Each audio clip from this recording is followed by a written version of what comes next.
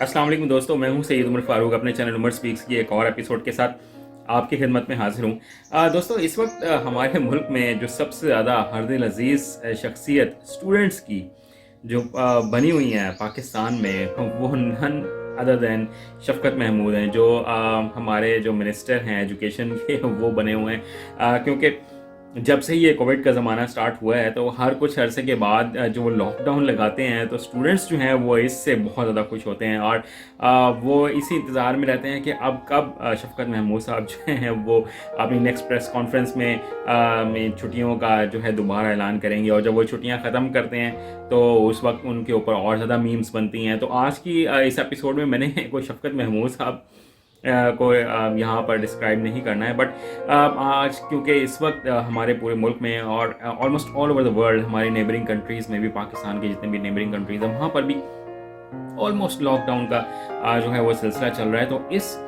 पूरे time period में जो सबसे ज़्यादा जो नुकसान हो रहा है मेरी नज़र में, आई थिंक वो स्टूडेंट्स का है। और इसमें सबसे ज़्यादा गाइड उनको आई थिंक करने की ज़रूरत है, क्योंकि स्टूडेंट्स इसको एज ए फ़न ले रहे हैं कि छुट्टियां हो गई हैं तो हमें बहुत ज़्यादा मज़ा आने वाला है। बट आज की इस एपिसोड में मैं आपको कुछ स्मार्ट स्टडी टिप्स दूंगा, जो सेल्फ स्टडीज टिप्स हैं वो मैंने आपको बतानी है कि अगर हालात ऐसे हो जाएं कि जिसमें कोई आपको पढ़ाने वाला ना हो, तो आपने सेल्फ स्टडी को कैसे करना है। और ये मेरी वो एपिसोड उन स्टूडेंट्स के लिए बहुत ज़्यादा इंपॉर्टेंट है जो पढ़ना चाहते हैं, जो इन छुट्टियों को एंजॉय नहीं करना चाहते। और अगर कोई पेरेंट्स ये मेरी वीडियो देख रहे हैं तो उनको भी अपने बच्चों को गाइड करने की ज़रूरत है, कि क्योंकि कुछ बच्चे होते हैं जो खुद से रिस्पॉन्सिबिलिटी ले लेते हैं, बट कुछ बच्चों को गाइड करने की ज़रूरत होती है। तो ये कुछ टिप्स हैं जो आप लोगों को आई थिंक बहुत ज़्यादा हेल्प प्रोवाइड करेंगी, जिसमें जो मैंने एक कंप्लीट प्रोसीजर बताना है कि आपने खुद से स्टडी कैसे करनी है। तो सबसे पहले जो टिप नंबर 1 है वो आप अर्ली इन द मॉर्निंग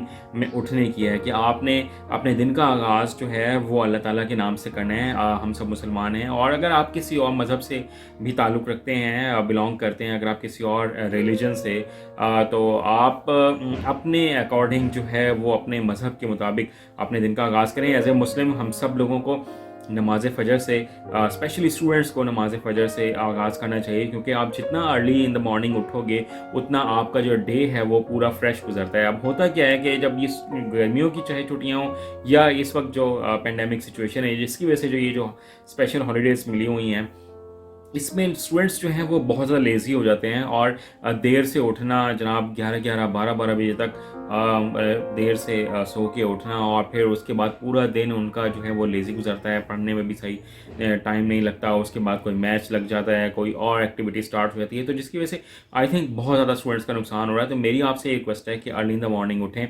अल्लाह ताला के नाम से दिन का आगाज़ करें, और फिर इंशाल्लाह पूरा दिन जो है वो बहुत अच्छा गुजरेगा। दैन जो टिप नंबर 2 है वो है मेक ए स्केड्यूल और टाइम टेबल, कि आपने अपने लिए एक स्केड्यूल बनाना है, एक टाइम टेबल बनाना है। आप विदाउट स्केड्यूल या विदाउट टाइम टेबल बिल्कुल भी अपनी स्टडीज़ को मैनेज नहीं कर सकते हो, और इसका आपको बहुत ज़्यादा नुकसान होने वाला है अगर आपने टाइम को सही मैनेज ना किया। आप सही प्रॉपर वक्त पे प्रॉपर पढ़ें, और हर सब्जेक्ट को उसके अकॉर्डिंग टाइम दें, कि आपको ये पता है कि अगर इस सब्जेक्ट में मुझे ज़्यादा मेहनत की ज़रूरत है, उसको थोड़ा सा ज़्यादा टाइम दें।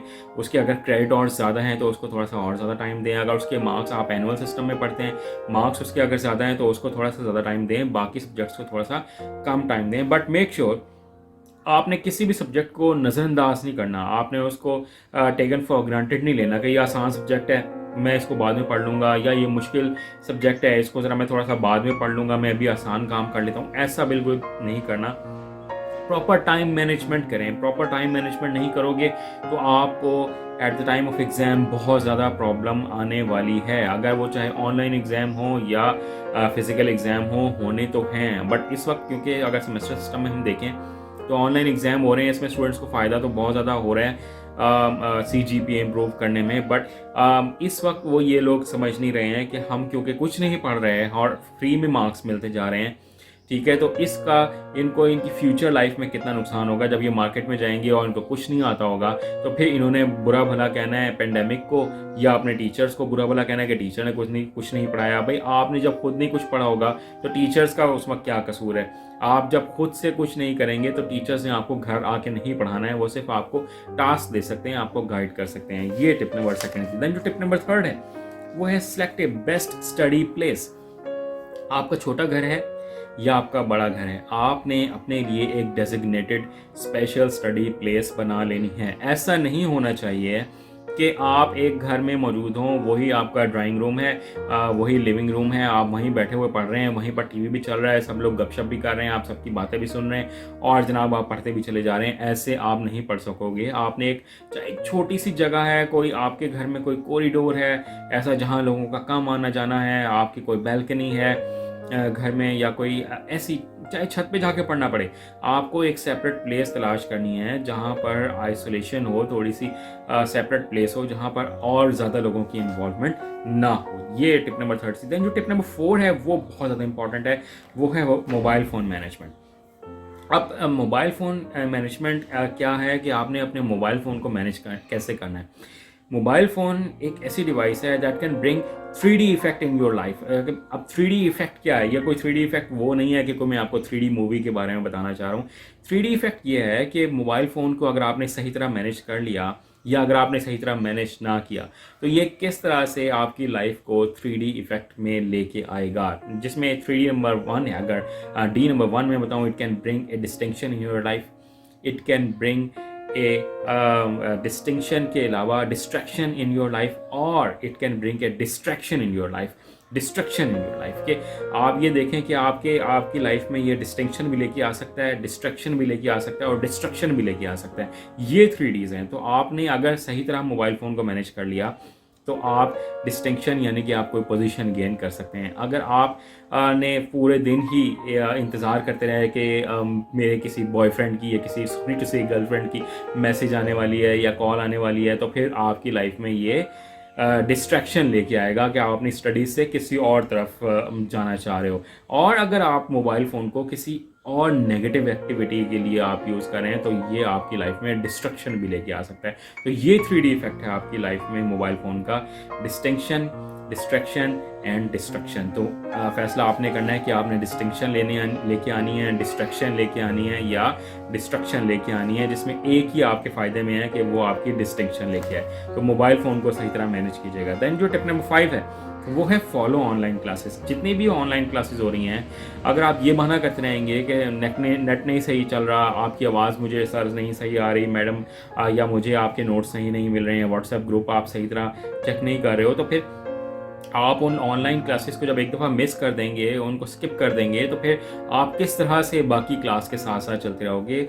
ऑनलाइन क्लासेस को स्टक रहें, उसको फॉलो करें और उसको डेली बेसिस पर जो काम आपको मिल रहा है उसको टास्क को परफॉर्म करें और उसको अपलोड करें। ये टिप नंबर 5 थी। दैन जो टिप नंबर 6 है वो है नोट्स मैनेजमेंट, कि आपने अपने नोट्स जो हैं वो बहुत बेहतरीन तरीके से मैनेज करने हैं। हैंड रिटन प्रैक्टिस जितनी आप कर सकते हैं ना, वो आपको बहुत फ़ायदेमंद देगी। कि आप जितना हाथ से लिख के प्रैक्टिस करोगे अपनी स्टडी लाइफ में, वो एक तो आपकी हैंड राइटिंग भी इम्प्रूव करके लेके आएगा। फिर जो हाथ से लिख के इंसान याद करता है ना किसी चीज़ को, वो पूरी ज़िंदगी उसको भूलती नहीं है। कुछ लोग ऐसे भी होते हैं जो एक दफ़ा किसी चीज़ को देख लेते हैं तो वो भूलता नहीं है। बट अगर आप एक दफ़ा हाथ से लिख भी लेंगे, एक तो आपके हाथ से गुजर जाएगा, प्रैक्टिस हो जाएगी और फिर वो आपको थ्रू आउट लाइफ याद भी रहना है। ये टिप नंबर 6। देन जो टिप नंबर 7 है वो है टेक रेगुलर ब्रेक्स। मैं हरगिज़ ये नहीं कह रहा हूँ आप लोगों को कि आपने 24 घंटे ही पढ़ना है, आपने रेगुलर ब्रेक्स भी लेनी है।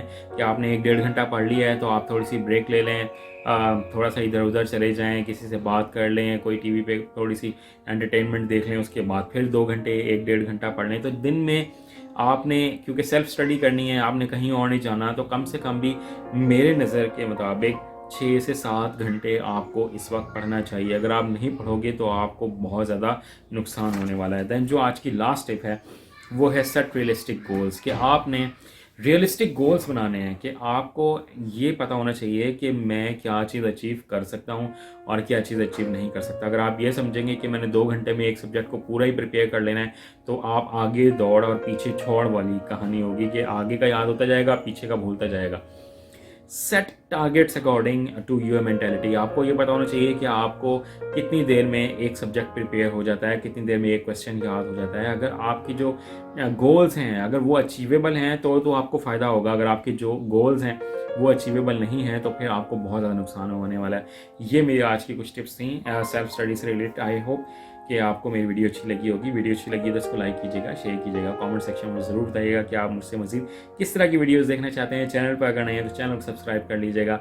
अपने घर वालों का बहुत ज़्यादा ख्याल रखिएगा। अल्लाह हाफ़िज़।